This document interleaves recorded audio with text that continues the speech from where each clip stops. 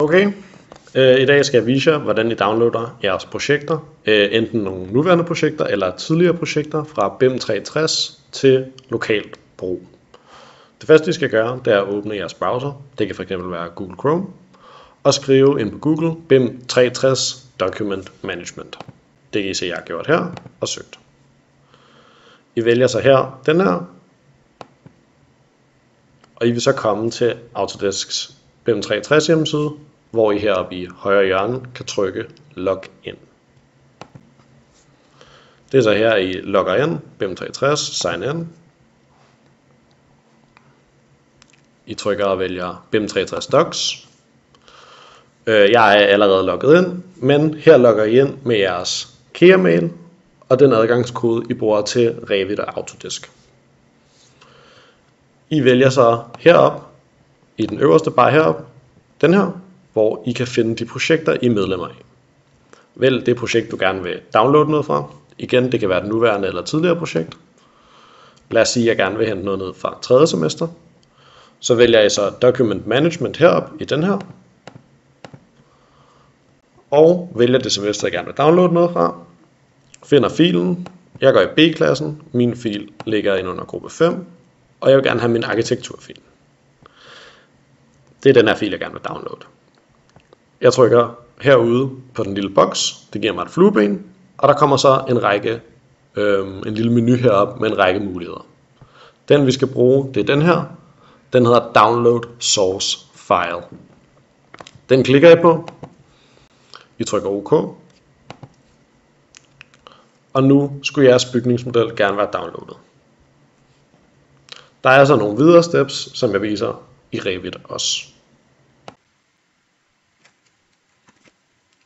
Okay, når jeg så åbner den, så spørger den typisk, hvis det er en ældre fil, om I gerne vil opgradere modellen, og det vil I gerne. Så I trykker Upgrade the Model.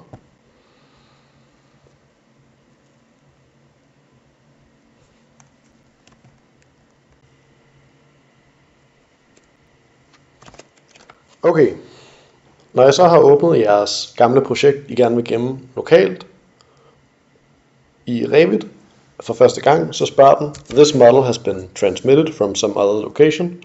What do you want to do? I starter med at sige, Work with this model temporarily.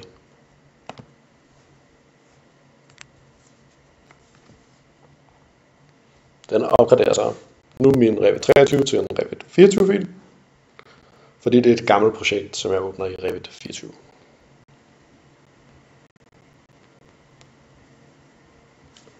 Nu har jeg så mit projekt åbent. Det jeg gør, det er at jeg går op i File, når den lige er færdig med at indlæse.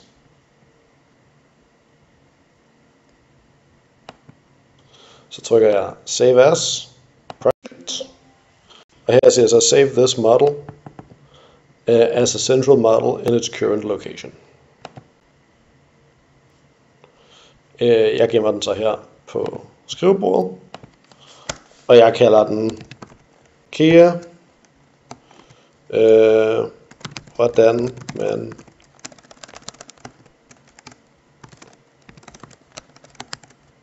gemmer lokalt. Jeg trykker så Save.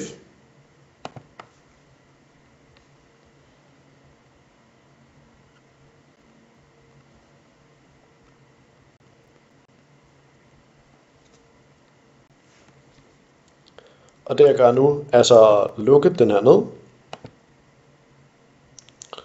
Så kommer vi her til startsiden. Man kan også trykke Ctrl-D. Jeg trykker så Open. Så går jeg ind på skrivebordet. Finder min fil, KEA, hvordan man gemmer lokalt.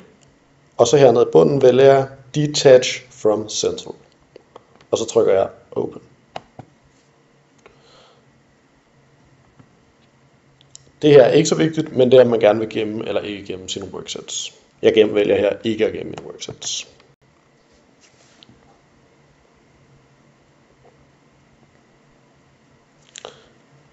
Nu er jeg herinde, og det jeg skal gøre, det er at gemme den her model i stedet for den anden, som allerede ligger der.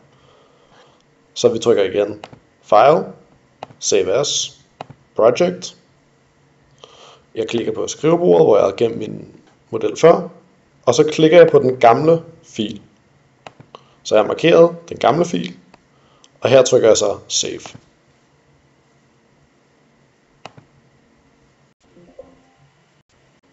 Den spørger så, om den gerne må replace it, altså slet den gamle og gemme den nye, og her siger vi ja. Og det er vigtigt, at man gør det på den her måde. I burde nu kunne se heroppe, hvis vi prøver at gemme en gang, at vi ikke kan trykke på Synchronize, og den er gemt. Og så længe vi ikke kan trykke på Synchronize, så ved vi, at filen her er gemt lokalt. Og så er I færdige. Og det her kan I selvfølgelig gøre igen og igen og igen, for så mange filer I skal gemme. Det kan tage lidt tid, men det er sådan man gør.